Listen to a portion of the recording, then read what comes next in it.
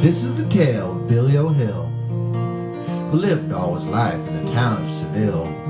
In a little old cabin he'd made his abode at the end of the dirtiest dirty dirt road. Now Billy O'Hill had been married a time to a girl named Pearl, a lady sublime. But Pearl got sick, done gone up to heaven 10 long years ago, or maybe 11. So he kept to himself, stayed mostly alone, except for his pooch, who he called Al Capone, and a few of his friends that he'd see now and then, down at the coffee shop now and again. The Hilltop Cafe is what it been named. Cornbread Johnny cakes what they was famed. They'd sit there for hours, not talking about much, except for some gossip and weather and such. And on his way yonder he'd pass by the house of the purtiest lady, as cute as a mouse. She'd sit on her porch a sipping her tea in the shade of a giant magnolia tree. See, Billy O'Hill had a crush on this lady, a purty old girl named Myrtle O'Grady. She lived in a house in the center of town, where them wealthy folks lived, the rich and renowned. But he never could get up the nerve to suggest, would you meet me for coffee? I'd surely be blessed. 'Cause what would a girl so swanky and chic see in a guy from the hills, so to speak? So Billy'd wave as he briskly walked by. He wouldn't say nothing, 'cause he was right shy. When Myrtle would smile her purtiest smile, Billy'd be floating on air for a while.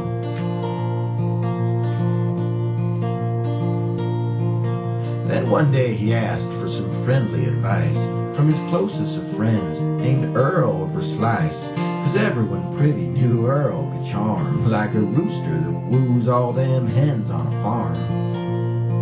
Now Earl had fetching advice to impart. The stomach's the way to a good woman's heart. Let's throw a party like we used to do. Invite all our friends, we'll serve roadkill stew. Everyone brings something fresh that they found from the side of the road, just plain dead on the ground.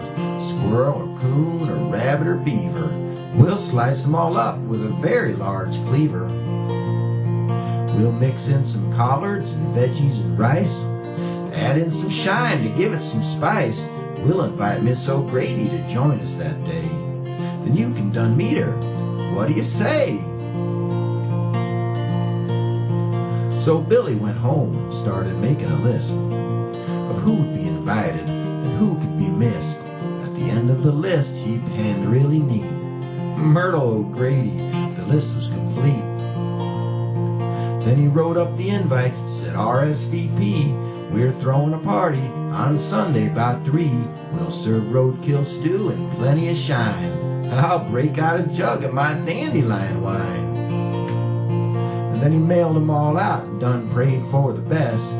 Would Myrtle O'Grady show up for this fest? When the day done arrived, his friends all came through. It all brung some roadkill to add to the stew. Miss Blossom brung possum. June brung raccoon. Mr. Monk brung a skunk. Mr. Babbitt brung rabbit. Jake brung some snake. Mr. Weaver brung beaver. And his best friend Earl, well, Earl, he done brung lots of squirrel. And then Myrtle arrived, and the place got real quiet. What had she brung? Would anyone try it? Everyone watched as she walked through the door. She carried a bag from a fancy clothes store. She handed that bag to Billy O'Hill, who opened her up with the most gracious skill. Billy looked in and done said with a grin, I reckon Miss Myrtle O'Grady fits in. 'Cause Myrtle, well, Myrtle, she brung turtle. In fact, she done brung the freshest, most purtiest turtle, bigger than any of them had ever seen.